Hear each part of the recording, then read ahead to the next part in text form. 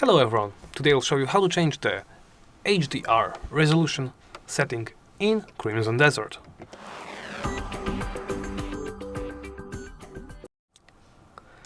First, let's begin by simply opening the main menu. Do so by pressing the escape button and in the side menu selecting Others.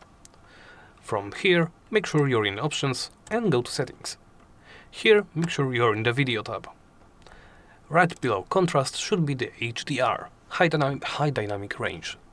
This option should be available to you if you own a HDR monitor.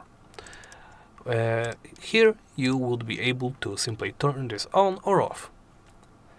Once you made your changes, I will demonstrate it on VSync so I can actually showcase to you.